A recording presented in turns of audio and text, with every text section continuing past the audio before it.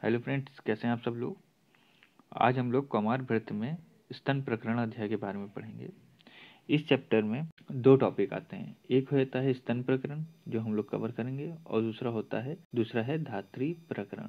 तो ये दोनों टॉपिक इसमें आते हैं इस चैप्टर में, और हम लोग इस वक्त स्तन प्रकरण के बारे में पढ़ेंगे। इस वीडियो में हम लोग स्तन प्रकरण को कवर करेंगे। तो चलिए स्टार्ट करते हैं। तो स्तन प्रकरण में सबसे पहला जो टॉपिक आता है वो होता है स्तन संपत्ति। वो है स्तन संपत्ति।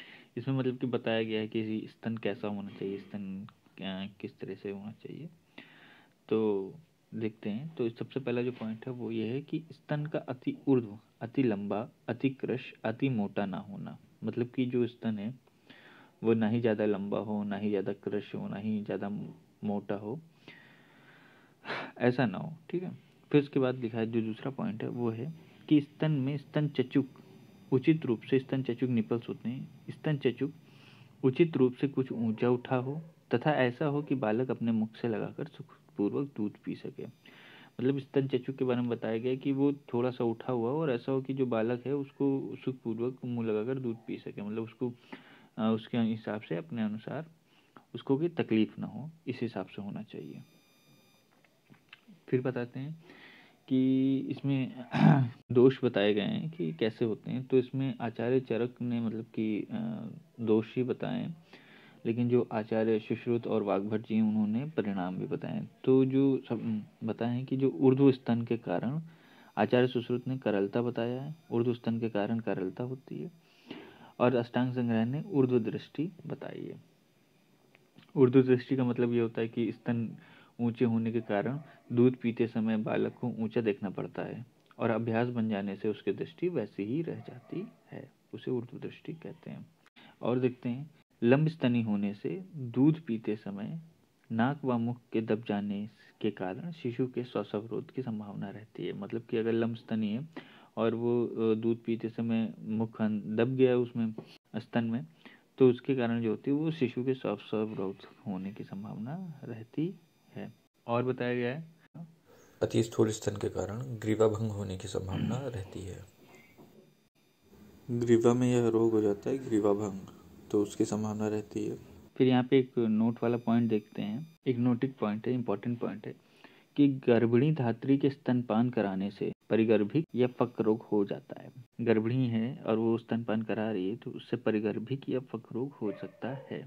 और भी बताया है कि जैसे बार बार दूध बदलने से या असात्म होने से बच्चों को नाना प्रकार के रोग होते हैं। अगर बार बार दूध बदलेंगे तो बच्चों को रोग होते हैं। और एक बताया गया है कि दूध पिलाने से पूर्व थोड़ा सा दूध निकाल देने से स्तनों में जो होता है कि स्तनों के भरे रहने पर एकदम से दूध आने के कारण बच्चों को होने वाले काश श्वास ज्वर की संभावना नहीं रहती। मतलब कि अगर दूध पिलाने से पहले थोड़ा सा दूध निकाल दे दबा करके, तो उसमें जो होता है बच्चों को काश और श्वास ज्वर ये सब नहीं होते हैं। और संतुलित आहार के कारण जो बच्चा होता है, जो बेबी होता है, वो संतुलित आहार जब जन्म लेता है तो माँ के दूध पर ही निर्भर करता है। इसी तरह और स्तनपान कराने से माता एवं शिशु दोनों को ही पूर्ण रूपेण मानसिक संतुष्टि भी प्राप्त होती है। तो ये सब चीज़ें हैं इस टॉपिक में। और फिर अब देखते हैं अगला टॉपिक कि स्तनपान कराने के लिए माँ की तैयारी। स्तनपान कराने के लिए माँ को किस प्रकार से तैयारी करनी पड़ती है। तो देखते हैं, माता को शारीरिक एवं मानसिक रूप से स्तनपान के हेतु तैयार करना चाहिए। मतलब कि माता को शारीरिक और मानसिक रूप से स्तनपान के लिए तैयार करना चाहिए। अगर वह पहली बार ऐसा स्तनपान करा रही है तो उसको शारीरिक और मानसिक रूप से तैयार करना चाहिए। फिर उसके बाद स्तन चचुक की सफाई। यदि वे दबे हुए हैं तो उनको उठाना, यदि चचुक में विदार हो तो उनकी चिकित्सा करना। यदि वे दबे हुए हों तो उनको उठाना। और अगर इतना भी कर देते हैं तो कई जो प्रॉब्लम्स होती हैं, जो जैसे स्तन का ना आना और ऐसे जो नॉर्मल प्रॉब्लम्स होती हैं, उनको ऐसी इसी तरह कर देने से उनका निदान हो जाता है, और माता और शिशु के बीच में एक संबंध, मधुर संबंध बन जाता है। फिर इसके बाद में देखते हैं स्तनपान में निषेध। स्तनपान में निषेध बताया गया है कि भूख लगी हुई, शोक से पीड़ित, थकी हुई, जिसकी धातुएं दुष्ट हो गई हों, गर्भिणी, ज्वर, अति क्षीण, अति स्थूल, विदाहजनक एवं विरुद्ध आहार से भी धात्री का स्तनपान निषिद्ध है। इन चीज़ों के बारे में बताया गया कि इन जिनके अंदर ये सब रोग पाए जाते हैं, तो उनको स्तनपान नहीं कराना चाहिए। और देखते हैं कि जैसे दो औषधि खाए हुए द्रव की तीव्र वेगोत्पत्ति के डर से औषधि का पाचन जब तक ना हो जाए तब तक स्तनपान ना कराएं। तो ये बताया गया कि जब तक जो तीव्र वेग वाली औषधि है, जब तक कोई भी औषधि खाएं तो अगर तक उसका पाचन ना हो जाए तब तक स्तनपान ना कराएं, वरना फिर शिशु को भी दिक्कत हो सकती है। इसके बाद देखिए जैसे कि गरिष्ठ या विषम या दोष उत्पादक आहार किया, तो उसके बाद उसमें ये होता है कि जैसे या विषम दोष उत्पादक आहार किया तो धात्री दोष का प्रकोप हो जाता है। जैसे कि हम लोग ने मिथ्याहार विहार किया तो उसमें जो माता है उसमें दोष प्रकोप हो जाता है। तो जब माता में दोष प्रकोप हो जाता है तो उसके दुख के कारण शिशु में शारीरिक व्याधियां हो सकती हैं। इसी तरह मिथ्या आहार विहार करने से वाताजी दोष प्रकोप होते हैं और दुख को दूषित होता है और फिर उससे शिशु में शारीरिक व्याधियां होती हैं। ये मतलब कि दोनों तरह से संपत्ति बताई गई है छोटी सी, इसको देख लीजिएगा। फिर उसके बाद रोगिणी माता, मतलब कि यहाँ पे और बताया गया है कि स्तनपान में कैसे निषेध किया गया, तो उसमें एक और चीज़ बताई गई रोगिणी माता। रोगिणी माता मतलब कि जैसे कि राजक्षमा हो, प्रसव उपरांत पागलपन हो, प्रसव उपरांत पागलपन मतलब कि प्यूरपीरल इंसैनिटी, चेचक आदि संक्रामक व्याधियां स्तनपान में नहीं करानी चाहिए। जैसे फुफ्फुस संक्रमण हो गया, निमोनिया जिसे कहते हैं, विषम ज्वर हो गया, एंटेरिक फीवर कहते हैं, विसूचिका हो गया, प्रसव उपरांत संक्रमण जिसे प्यूरल सेप्सिस कहते हैं। इन अवस्थाओं में जो मदर होती है वो खुद ही स्तनपान कराने के लायक नहीं होती, स्तनपान नहीं करा सकती, इसीलिए नहीं कराना चाहिए। इसी तरह तीव्र स्वरूप का पांडु, अपस्मार या हृदय व्याधियों में भी स्तनपान कराना निषेध बताया गया। अब ये रोगिणी में मात्रज विकृति में जैसे क्या होता है कि मात्रज विकृति में जैसे स्तन विदृधि हो गया, स्तन विदार हो गया, स्तन में मतलब फिशर्स हैं वहाँ पे, और दबी हुई चुचुक हैं, तो इसमें भी निषेध बताया गया। इसमें जो विकृति होती है इसके कारण नहीं स्तनपान करना चाहिए। ठीक है। इसके बाद शिशु में विकृति होती है जैसे प्रीमेच्योरिटी हो गई, समय पूर्व प्रसव कहते हैं जिसे, फिर प्रसवकालीन आघात या विकृतियां हो गई हैं, और hare lip with cleft palate, और या तो जन्मजात हृदय रोग है या तो इसोफेजियल फिस्टुला है, इन सब में निषेध किया गया। फिर इसके बाद देखते हैं नवजात शिशु के स्तनपान में सामान्य समस्याएं।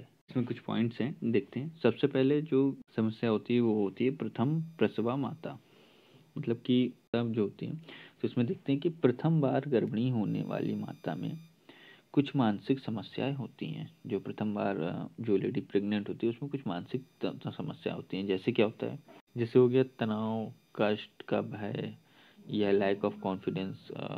कुछ स्टार्टिंग के कुछ डेज में जो होता है कि उसका जो मिल्क प्रोडक्शन होता है वो डिक्रीज होता है, नॉर्मल नहीं होता है। तो इन अवस्थाओं में क्या किया जाता है कि चिकित्सक द्वारा स्त्री में आत्मविश्वास जागृत करना चाहिए। मतलब चिकित्सक जो है उनका प्रेग्नेंट लेडी के अंदर जो भी प्रसवा माता है, प्रेग्नेंट लेडी नहीं कह सकते, जो प्रसवा माता है उनके अंदर जो है कॉन्फिडेंस जगाता है।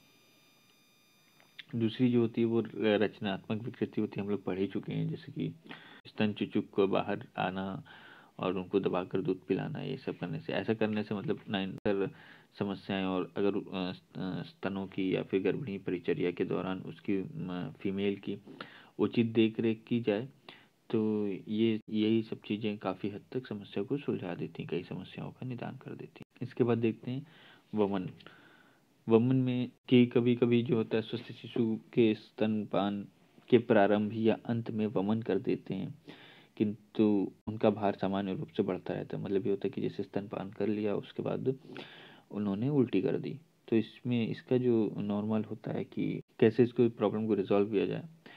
तो क्यों करते हैं, देखते हैं, क्योंकि वो दूध पीते समय वायु का पान कर लेते हैं जिसके कारण ऐसा होता है। तो इसके लिए स्तनपान के पश्चात कंधे पर बच्चे को लेटाकर थपथपाना या फिर दाईं करवट लिटाने से यह समस्या हल हो जाती है।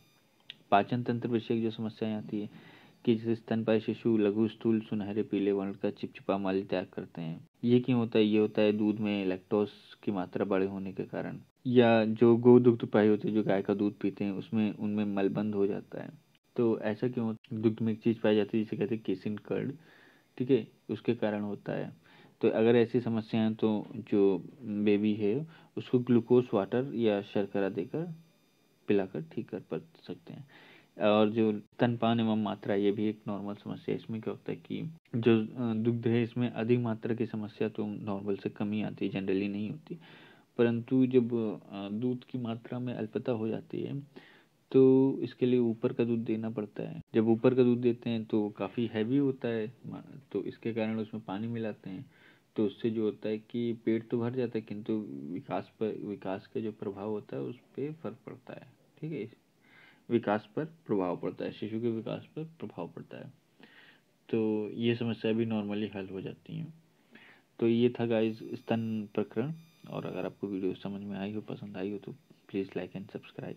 कोई क्वेरी हो तो प्लीज़ कमेंट बॉक्स में लिखें, उसको रिजॉल्व किया जाएगा। And thank you so much.